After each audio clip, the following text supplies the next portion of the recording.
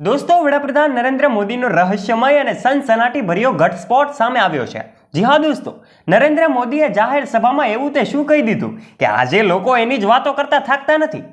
Adani અંબાણીએ tempo ભરીને કાળું નાણું કોંગ્રેસને આપ્યું છે. જી હા દોસ્તો, જોકે જ્યારથી લોકસભાની ચૂંટણીઓ જાહેર થઈ છે ત્યારથી કોંગ્રેસે અને એના શહેજાદા રાહુલ ગાંધીએ અદાણી અને અંબાણીને ગાળો દેવાનું બંધ કરી દીધું છે. દાળમાં કંઈક કાળું છે. ચૂંટણીમાં અદાણી અંબાણી એ પાસેથી કેટલા રૂપિયા લીધા છે, કાળા નાણાંના એ કેટલા થેલા માર્યા, ટેમ્પો ભરીને નોટો પહોંચી છે. આ શબ્દો મારા નહીં દોસ્તો, પણ આ દેશના વડાપ્રધાન નરેન્દ્ર મોદીના છે. આખરે નરેન્દ્ર મોદીએ એવું શા માટે કહ્યું અને આ પ્રવચનમાં એમણે આવું તે શા માટે કહ્યું, ચાલો આજના વિડીયોમાં અમે તમને જણાવી દઈએ. વિડીયોમાં આગળ વધીએ તે પહેલા એક લાઇક કરી દેજો અને હજુ સુધી આપે ચેનલને સબસ્ક્રાઇબ ન કરી હોય તો નીચે રહેલું બેલ આઇકન દબાવીને અમારી ચેનલને અવશ્ય સબસ્ક્રાઇબ કરી લેજો, જેનાથી આવા જ રોચક અને રસપ્રદ વિડીયોઝની નોટિફિકેશન્સ મળતી રહે આપને સૌથી પહેલા. વડાપ્રધાન નરેન્દ્ર મોદીએ લોકસભાની ચૂંટણી વચ્ચે પ્રથમ વખત અદાણી અંબાણીને લઈને કોંગ્રેસ પર આરોપો લગાવ્યા છે. મોદીએ કહ્યું હતું કે અત્યાર સુધી કોંગ્રેસ અને રાહુલ ગાંધી અદાણી અંબાણી મુદ્દે કેન્દ્ર સરકાર પર અનેક વખત આરોપો લગાવી ચૂક્યા છે. જોકે હવે અચાનક જ આરોપો લગાવવાનું બંધ કરી દીધું છે.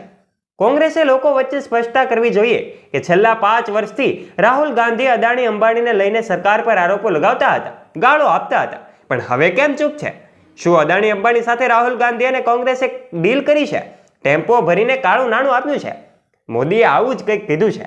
તેલંગાણામાં વેમુલાવાડામાં ચૂંટણીની રેલીને સંબોધતા નરેન્દ્ર મોદીએ કહ્યું હતું કે જ્યારે એ રફાલનો મુદ્દો બહાર આવ્યો ત્યારે રાહુલ ગાંધીએ 5 ઉદ્યોગપતિઓ પર આરોપ લગાવતા હતા.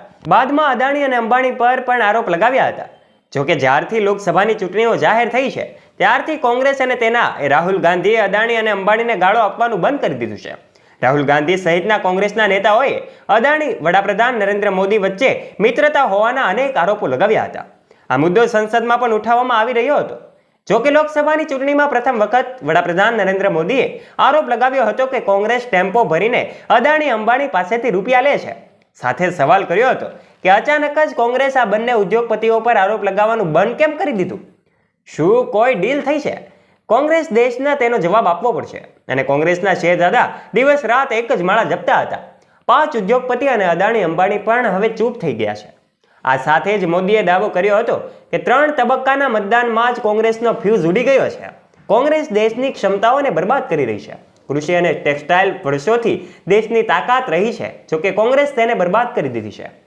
કોંગ્રેસની અદાણી અને અંબાણી સાથે ડીલ થઈ હોવાના વડાપ્રધાન નરેન્દ્ર મોદીના આરોપોનો કોંગ્રેસના નેતા રાહુલ ગાંધીએ વળતો જવાબ આપ્યો હતો. સાથે જ એક પડકાર પણ ફેંક્યો હતો. રાહુલે કહ્યું હતું કે સમગ્ર દેશને ખ્યાલ છે કે ભ્રષ્ટાચારના ટેમ્પોના ડ્રાઈવર અને હેલ્પર કોણ છે. હું મોદીજીને કહેવા માંગુ છું કે તમે ડરો નહીં. અદાણી અને અંબાણીને ત્યાં તપાસ કરવા માટે સીબીઆઈ અને ઈડીના દરોડા પડાવો. મોદીના આક્ષેપો બાદ રાહુલ ગાંધીએ એક વિડીયો જાહેર કરીને આ ખુલ્લો પડકાર ફેંક્યો છે. કોંગ્રેસમાં એમ કહેવાય કે કોંગ્રેસના સોશિયલ મીડિયા એકાઉન્ટ પર શેર કરાયેલા આ વિડીયોની કેપ્શન છે, નરેન્દ્ર મોદીજી, અદાણી અંબાણી તમને ટેમ્પો ભરીને રૂપિયા આપે છે શું? આ તમારો વ્યક્તિગત અનુભવ છે? એક કામ કરો, સીબીઆઈ ઈડીને આ બંને ઉદ્યોગપતિઓને ત્યાં મોકલો અને તપાસ કરાવો, ડરો નહીં. જ્યારે વિડીયોમાં રાહુલ ગાંધીએ કહ્યું હતું કે નમસ્કાર મોદીજી, થોડા ડરી ગયા હોય તેમ લાગે છે.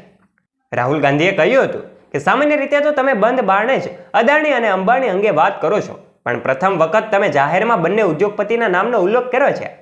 તમને તો એ પણ ખ્યાલ છે કે ટેમ્પો ભરીને આ બંને રૂપિયા આપે છે. શું આ તમારો વ્યક્તિગત અનુભવ છે?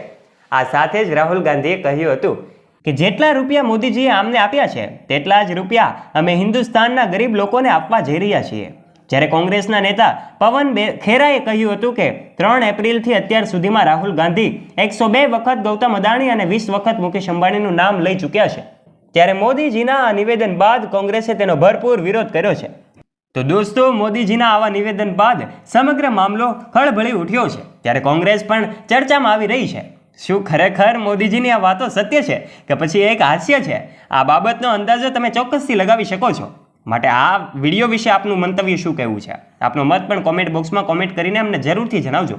વિશેષ આ વિડીયોને એક લાઇક કરી દેજો. મોદીજીના નિવેદનને અનેક લોકો સુધી શેર કરી દેજો, પહોંચાડજો. અને આવા જ રોચક અને રસપ્રદ વિડીયોઝ નિહાળવા માટે અત્યારે જ અમારી ચેનલને નીચે રહેલું બેલ આઇકન દબાવીને અવશ્ય સબસ્ક્રાઇબ કરી લેજો, જેનાથી આવા જ રોચક અને રસપ્રદ વિડીયોઝની નોટિફિકેશન્સ મળતી રહે આપને સૌથી પહેલા. ફરી મળીશું એક નવા વિડીયો સાથે. ત્યાં સુધી આપ સૌ દોસ્તોને જય હિન્દ, જય ભારત.